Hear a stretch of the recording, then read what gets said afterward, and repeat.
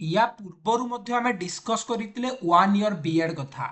आजिर एही वीडियो रे पुणी थरे आमे डिस्कस करिबा 2026-27 सेशन रु हमर बीएड बा बैचलर्स इन एजुकेशन टा 1 ईयर रहिबो केउ माननक पई एवं स्टेट बीएड रहिबो ना सेंट्रल बीएड रहिबो चलंतु ता ऊपर डिस्कस करिबा।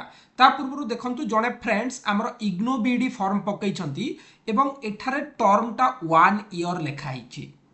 ignou बीडी फॉर्म पकई छंती टोटाल ignou बीडी रे जहा सब कोर्स अछि टोटाल कोर्स रो ना अछि ता सहित वर्कशॉप 1 रहिछि इंटर्नशिप 1 मध्ये रहिछि एवं यांकर ड्यूरेशन देखौछि 1 ईयर टर्म 1 ईयर देखि पारुचंती।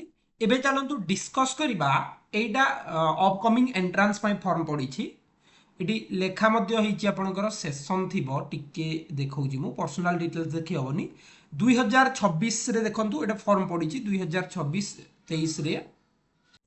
ओके सो चलंतु हमें सही न्यू रूल समरी विषय रे देखिबा। समरी रे लेखा हिछि देखंतु बीएड एमएड ड्राफ्ट रेगुलेशन एटा ड्राफ्ट अटे किंतु एथिरे बोधे इंप्लीमेंट हेई सारिछि सेति पय मु कहूछि एथिरे बोधे इंप्लीमेंट हेई सारिछि एटा होछि ड्राफ्ट रे थिला हमर बीएड टा 1 ईयर रहिबो केउ मानक पय जेउ माने पीजी करिथिबे किंबा 4 ईयर यूजी होल्डर्स थिबे अंडर ग्रेजुएट प्रोग्राम करिथिबे जेमति कि 4 इयर्स रो इंटीग्रेटेड कोर्स गुडा रहउजी डिप्लोमा होल्डर्स हुंतु बा जहा हुंतु।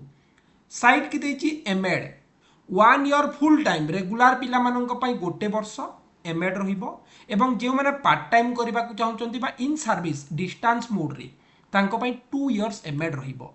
एटी एलिजिबिलिटी मध्ये देइ देछि पीजी करिथिबे किंबा 4 ईयर अंडर ग्रेजुएट डिग्री करिथिबे 50 रु 55% थिबो ताहेले बीएड तांको पय 1 ईयर रहिबो। एई साइड रे एमएड पय बीएड करथिबे किंबा 4 ईयर आईटीईपी करिथिबे इंटीग्रेटेड टीचर एजुकेशन प्रोग्राम सेटा भी बीएड सह जाउची से मानकर एमएड टा 1 ईयर हबो रेगुलर पिलांको पय एटी लिखि देछि एवं 2 इयर्स रहिबो इन सर्विस पिलांको पय। तो एइटा होची हमर प्रोसेस जेउ माने भी अप्लाई करबा को चाहउचंती आउ टिके डीपली रिसर्च करिवे। एटा हमर ड्राफ्ट थिला किंतु एथिरे इंप्लीमेंट हेई सारिछि आउ रिसेंटली न्यूज मध्ये आसीछि बहुत देखि पारिथिबे जे हमर बीएड टा 1 ईयर रहिबो मे बी एई वर्ष 2026 सेशन रु हमर एटा 1 ईयर बीएड लागू हि गलानी। जेउ माने बीएड करबा को चाहउचंती बा बीएड पय अप्लाई करूचंती देखिबे सांग पिला जदि ग्रेजुएशन दोउची टर्म केते आसुची अन्य जने जदि पीजी दोउचंती तांकर टर्म केते आसुची। ओके आ किछि क्वेश्चन थिले कमेंट सेक्शन रे लिखिबे आउ निश्चित भाबे वीडियो को लाइक कर देबे। Thank you.